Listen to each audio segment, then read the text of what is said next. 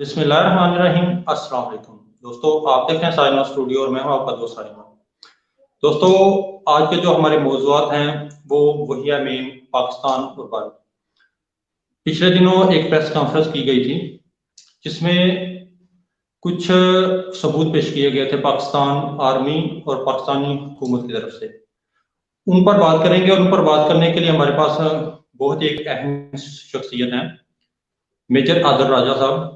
सबसे पहले तो मैं उनको वेलकम करूंगा और मैं उनका शुक्रिया अदा करूंगा कि वो एक आम से आदमी के आम से चैनल पर आए और ये इनकी बड़ी ज़रा नवाजी है। नहीं साजिद, आम सा आदमी कोई भी नहीं होता। कोई भी पाकिस्तानी जो पाकिस्तान का कॉज लेके पाकिस्तानियत के ऊपर बात करता है वो आम आदमी नहीं है। वो मेरे लिए खास है, मेरे दिल के अजीज है, मेरे और मेरे करीब है। आप मेरे बहुत करीब हैं, अजीज हैं, और आप अपने आप को आम मत समझिए, आप बहुत खास हैं जी।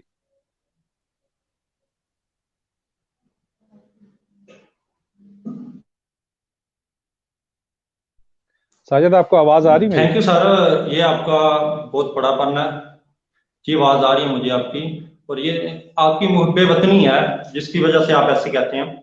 तो सर, सबसे पहले मैं आपसे ये सवाल करूंगा कि पिछले 73 साल से हम इंडिया की जो है दहशतगर्दी उसको बर्दाश्त कर रहे हैं।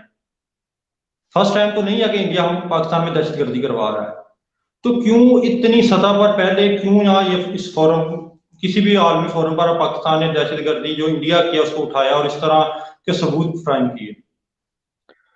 देखिए साजिद, हम इससे पहले भी हिंदुस्तान का मुकाबला करते रहे हैं, आलमी सतह के ऊपर भी करते रहे हैं और ग्राउंड के ऊपर भी करते रहे हैं। इसमें दो चीजें हैं। एक तो पिछली दो हुकूमतें जो पाकिस्तान में रही, खासकर जो नवाज शरीफ की गवर्नमेंट थी पिछली, उसने तो स्ट्रिक्ट ऑर्डर्स दिए हुए थे अपने मिनिस्टर्स को कि भारत के खिलाफ कोई बात नहीं करनी। और उससे पहले जो जरदारी साहब की गवर्नमेंट थी, तो उन लोगों ने, क्योंकि अमेरिकन इन्फ्लुएंस उनके ऊपर बहुत ज्यादा था और अमेरिका जो है उसके इंडिया के साथ स्ट्रेटेजिक अलायंस है इस वक्त, तो उनकी तरफ से उनको अहकामात थे कि जी आपने कोई बातचीत नहीं करनी। और पिछली जो हुकूमत थी, इसलिए हम उनको गद्दार लीग बोलते हैं कि इन लोगों ने तो भारत नवाज बयानिया अपनी हुकूमत के दौरान भी बोला और उसके बाद भी उन्होंने बोला, और उसकी वजह यह थी कि उनके कारोबारी मरासिम थे। और जब कारोबारी मरासिम आपके होते हैं और आप हुकूमत में होते हैं तो एक कॉन्फ्लिक्ट ऑफ इंटरेस्ट हो जाता है, जिसकी वजह से इमरान खान साहब ने अपनी जो पहली दफा हुकूमत बनाई केपीके में, तो कॉन्फ्लिक्ट ऑफ इंटरेस्ट का एक लॉ पास किया कि कोई भी बंदा जो हुकूमत के अंदर है वो कारोबार नहीं कर सकता जिसका किसी भी तरह से हुकूमत की पॉलिसीज के ऊपर कोई उसका कोई ताल्लुक हो। जिसकी वजह से आपने देखा कि जहांगीर तरीन साहब, जो कि इमरान खान के खासम खास राइट हैंड मैन थे, उनको जो है खैरबाद कहना पड़ा इमरान खान साहब को। तो जो आज से पहले होता था वो ये होता था कि नवाज शरीफ साहब जहां भी जाते थे या जरदारी साहब जाते थे, तो उनके पर्सनल बिजनेस इंटरेस्ट और पॉलिटिकल इंटरेस्ट जो है वो ऊपर होते थे, और उसके बाद नेशनल इंटरेस्ट की बात कोई होती थी जो होती थी। तो ये पिछले 2 साल से हम देख रही हैं, पाकिस्तानी इस्टेब्लिशमेंट देख रही है कि इमरान खान साहब दुनिया में जहां भी गए हैं उन्होंने अपना जो नेशनल इंटरेस्ट है उसको सबसे ऊपर रखा है, और उसके बाद कोई और बात अगर कोई करनी है तो की है, हालांकि की नहीं है सिरे से। इस वजह से उनको हम सपोर्ट करते हैं, और इसी वजह से आज से पहले इस तरह भारत को आईना नहीं दिखाया गया और हिंदुस्तान को एक्सपोज नहीं किया गया दुनिया के अंदर आज से पहले, जो कि अब किया जा रहा है जी। अच्छा सर, एक तो बात मैं भी करना चाहूँगा कि मैं भी पहले भी इस टॉपिक पे बात करता हूँ, ये कहता हूँ कि जो पाकिस्तान के सियासतदान हैं और पाकिस्तान के जो आला अफसरान हैं, चाहे किसी भी अदारे से हैं, चाहे वो अस्करी अदारे से हैं, चाहे वो किसी भी और सरकारी अदारे से हैं, तो उन पे एक कानून लागू होना चाहिए कि उनके पास एक तो दोहरी शोहरियत नहीं होनी चाहिए, ठीक है, और दूसरा उनका या उनकी फैमिली की बाहर जायदादें नहीं होनी चाहिए। ये इस टॉपिक पे तो ये लंबी बात है, इस पे इंशाल्लाह नेक्स्ट अगर आप टाइम दे तो इंशाल्लाह इस पे बात करेंगे। मेरा दूसरा सवाल है आपके पास, पाकिस्तान के पास इंडियन दहशतगर्दी का सबसे बड़ा सबूत कुलभूषण यादव है। इसको क्या साथ में शामिल किया जा सकता है किसी भी इंटरनेशनल फोरम में? जब ये डोजियर दिया जाएगा तो साथ में ये? जी बिल्कुल, वो शामिल है, वो इस डोजियर का हिस्सा है। और कुलभूषण यादव को तो हिंदुस्तान ने, देखें हमारे साथ तो बड़ी कुलभूषण यादव को जो इंटरनेशनल कोर्ट ऑफ जस्टिस में नवाज शरीफ हुकूमत ने jurisdiction the international court of justice को, जिसकी वजह से कुलभूषण यादव की सजाए मौत के ऊपर स्टे हुआ, लेकिन उसका पाकिस्तान को देखें, वो मुद्दई लाख बुरा चाहे तो क्या होता है, वही होता है जो मंजूर खुदा होता है। तो आप देखें कि उसकी वजह से पूरी दुनिया के अंदर मशहूर हो गया कुलभूषण यादव। और कुलभूषण यादव क्यों मशहूर हुआ? एक दहशतगर्द के तौर पे, जो भारतीय दहशतगर्द है, पाकिस्तान में आके दहशतगर्दी कर रहा है, उसकी हैसियत से मशहूर हुआ। तो हमारी उनकी जो आईसीजे आईजे में जो गए, इंटरनेशनल कोर्ट ऑफ जस्टिस में गए, उसका फायदा हमें ये हुआ कि पूरी की पूरी दुनिया में आईसीजे में जाने की वजह से हिंदुस्तान की बदनामी हुई दरअसल। और कुलभूषण यादव ने जो सबूत दिए और जो उसकी कन्फेशनल स्टेटमेंट है, वो इस डोजियर का हिस्सा है। और वो जो हमने ये मुहिम चलाई है भारत को एक्सपोज करने की, और हमारे बेसब्रे दोस्त कहते हैं कि आप क्यों नहीं कुछ करते, तो हमारे करने का वक्त 2021 के बाद आएगा। 2021 तक ये फुल ऑनस्लॉट हमारे ऊपर आएगी। अब ये जो हालात हैं मजीद हमें लगता है कि खराब होंगे। हिंदुस्तान दहशतगर्दी जो हमारे खिलाफ करा रहा है, उसको मजीद ये बढ़ावा देगा अफगानिस्तान से, क्योंकि चाइना पाकिस्तान इकोनॉमिक कॉरिडोर को इनका ख्याल है कि अगर दिसंबर 2021 तक ना रोका गया तो ये इरिवर्सिबल हो जाएगा। तो हमने ये 2021 तक जो China Pakistan economic corridor complete हो रहा है, उसको हमने इस वक्त रोकना है। और उसके बाद हम काउंटर स्ट्राइक लॉन्च करेंगे। और हिंदुस्तान के अंदर 11 सेपरेटिस्ट मूवमेंट इस वक्त चल रही हैं, आजादी की तरीकें चल रही हैं। और खास तौर पे जो उनकी बड़ी आजादी की तरीकें हैं, वो नॉर्थ ईस्ट में चल रही हैं, जिनका बॉर्डर चाइना से जाके लगता है। और उसकी जितनी भी लीडरशिप है इस वक्त, वो चाइना में बैठी हुई है। तो भारत जब चाइना के पाकिस्तान इकोनॉमिक कॉरिडोर के ऊपर अटैक कर रहा है, और इसको हम पूरी दुनिया में एक्सपोज करेंगे, चाइनीज को भी बताएंगे। और इन द मीन टाइम, इसके दौरान चाइना से अभी हमारी दोस्ती है, हमारी पार्टनरशिप है, अलायंस नहीं है। अलायंस का मतलब होता है कि एक मुल्क पे अटैक हो तो अलायंस में दूसरा मुल्क भी उसके हिस्सा बनता है। अभी हम अलायंस की तरफ जा रहे हैं। तो जब हम अलायंस बन जाएंगे तो फिर चाइना से भी काउंटर स्ट्राइक जाएगा हिंदुस्तान के अंदर, और वो फिर इनसे संभाला नहीं जाएगा। और उस वक्त हमारे पास लेजिटिमेट रीजन होगी, एक कानूनी जवाब होगा भारत को जो है ये जवाब देने का। जी थैंक यू सर।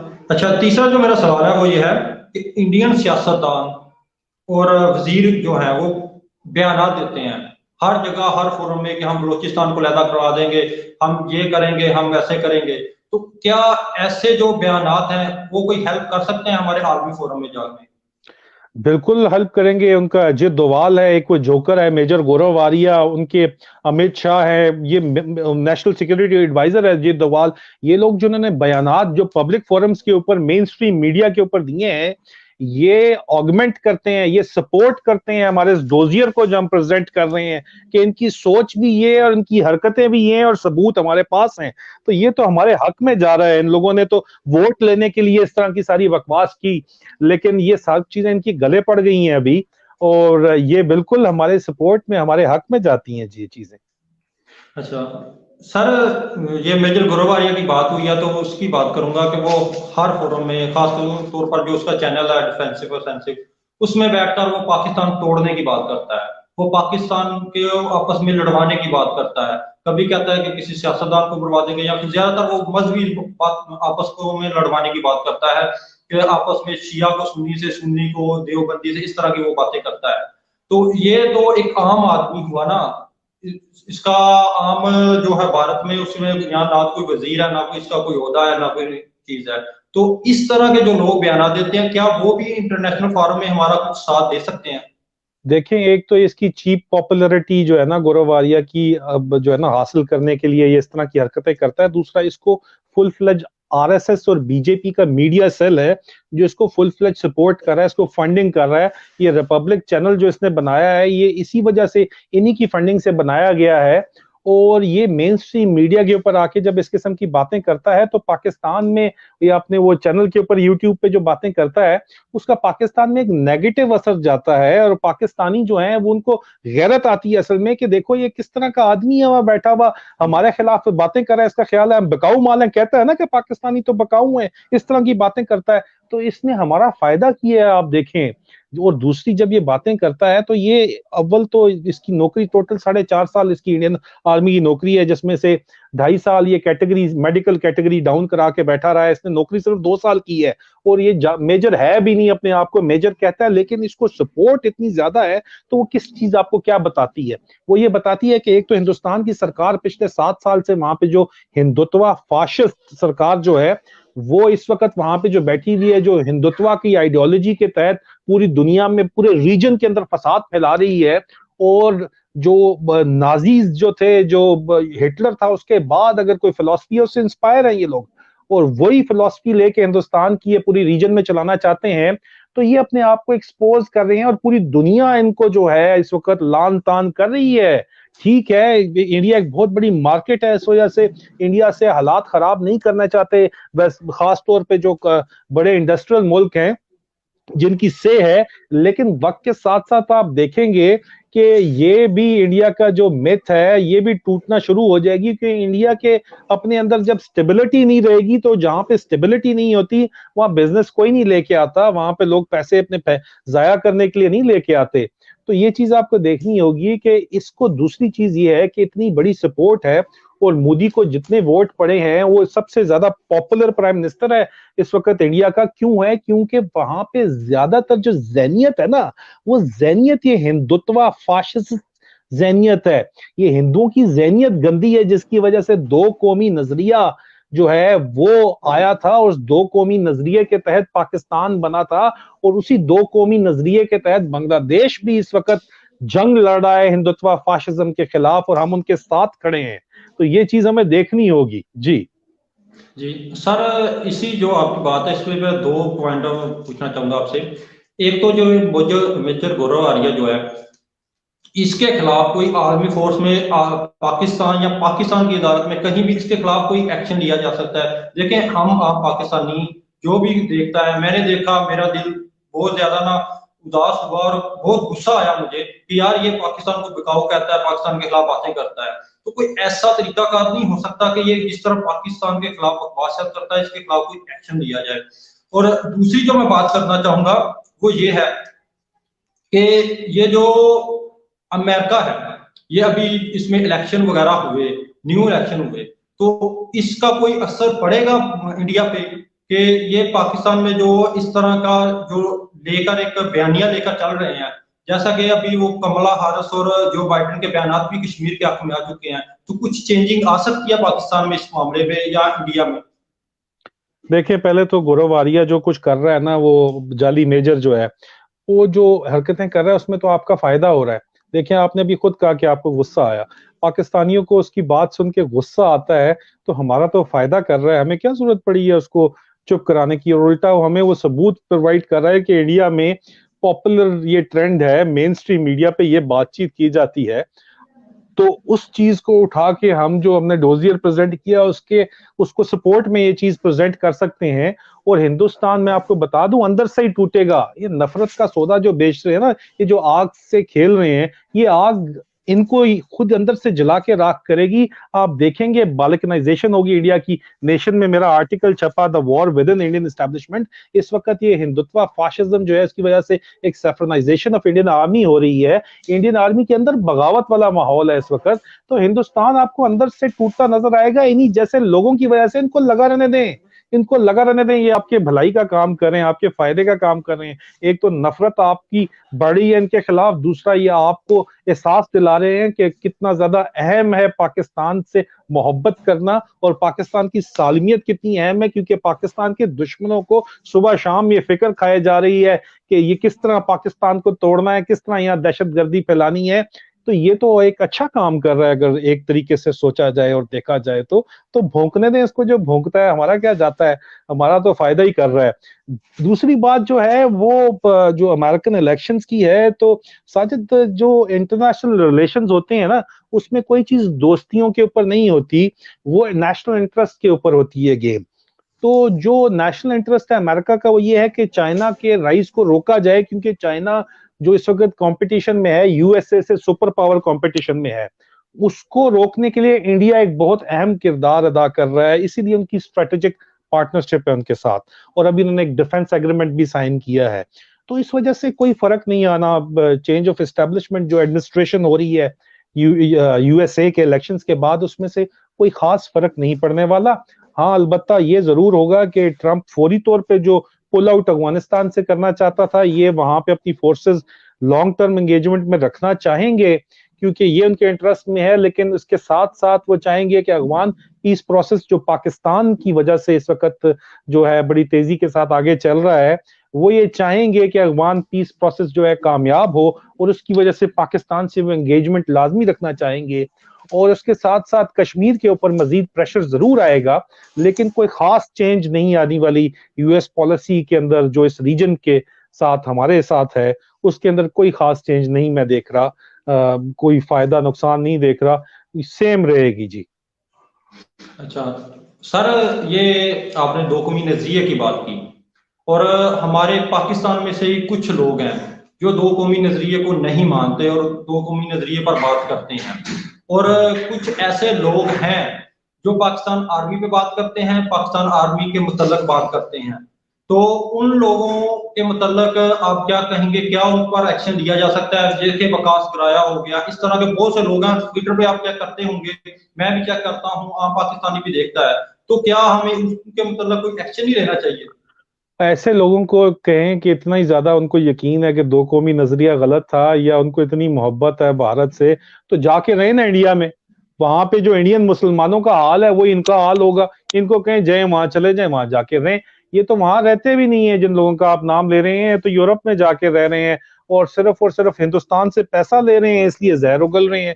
ये मारवी सिमत, गुराया गुराया, वो गुल बुखारी टाइप, ये जो लोग हैं, इनको तो फंडिंग हो रही है, इंडियन फंडिंग हो रही है, यूएस फंडिंग हो रही है इंतशार फैलाने के लिए। और ये इंतशार फैलाना हाइब्रिड वॉर का एक बहुत ही अहम जुज है, और वो ये काम अदा कर रहे हैं। और अगर इतने ही वो सगे हैं हिंदुस्तान के, और इतना ही उनको दो कौमी नजरिए से जो है उसके खिलाफ हैं, तो इनको कहीं जरा जाके हिंदुस्तान में शिफ्ट हो जाए, उधर जाके रहे ना। यूरोप में क्यों छुपे हुए हैं, अमेरिका में क्यों छुपे हुए हैं जाके?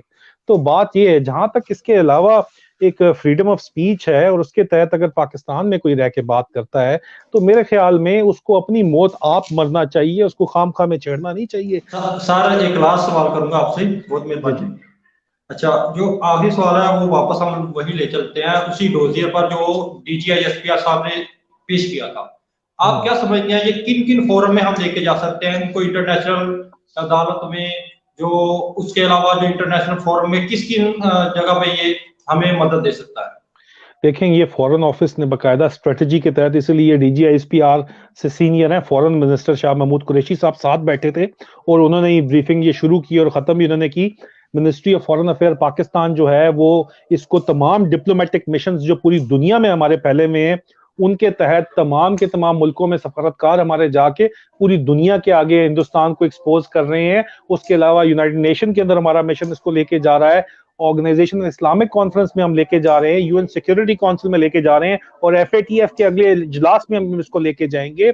भले इंडिया अपना इन्फ्लुएंस यूज करे, क्योंकि यूनाइटेड स्टेट्स के साथ, अमेरिका के साथ उनके इस वक्त ताल्लुकात हैं, वो इन्फ्लुएंस यूज करके फिलहाल रिजेक्ट करते रहे, लेकिन हम ये एविडेंस इकट्ठे करते रहेंगे और इसी पॉलिसी के ऊपर चलते रहेंगे। और आज नहीं तो कल, कल नहीं तो परसों, परसों नहीं तो साल, साल नहीं तो 5 साल, नहीं तो 10 साल, हम ये पूरी दुनिया के आगे इनको नंगा करके छोड़ेंगे। पूरी दुनिया देखेगी इनको जी, और इसका बदला भी हम लेंगे। खून का बदला खून है, कुरान में लिखा हुआ है, हम खून का बदला खून से लेंगे इंशाल्लाह। अच्छा सर, आईसीजी में क्या ये हम केस फाइल कर सकते हैं? आईसीजे के अंदर केस फाइल करने के लिए जो है वो इस वक्त तैयारी जरूर की जा रही है, लेकिन ये आपको ये बात समझनी होगी साजिद, ये इंटेलिजेंस ऑपरेशंस हैं। इनमें जिन लोगों के नाम लिए गए हैं कवर नेम्स हैं, असल नाम ये इस्तेमाल ही नहीं करते। और जो ही नाम लिया गया है कर्नल राजेश का, 1 घंटे बाद वो एयरलिफ्ट हुआ है बगराम एयरबेस से, और वो चला गया वापस इंडिया। ये तमाम के तमाम इंटेलिजेंस ऑपरेटर क्यों कामयाब होते हैं? क्योंकि कहीं भी अपना असल नाम इस्तेमाल नहीं करते, अपनी असल हैसियत इस्तेमाल नहीं करते। कुलभूषण जाधव तो हमने पाकिस्तान बुला के पकड़ लिया, इसलिए पकड़ा गया और पता चला कि उसका नाम कुलभूषण जाधव था, नहीं तो वो उसका कवर नाम मुबारक हुसैन पटेल था, जिसके ऊपर वो पासपोर्ट बना के फिर रहा था। ये इस तरह गेम चलती है, इसलिए लीगल बैटल इस पर नहीं लड़ी जा सकती। हाँ, अलबत्ता इनको एक्सपोज करने के लिए डिप्लोमेटिक ऑफेंसिव लॉन्च किया जा सकता है, सफारती जंग लड़ी जा सकती है, जो हम लड़ रहे हैं इस वक्त।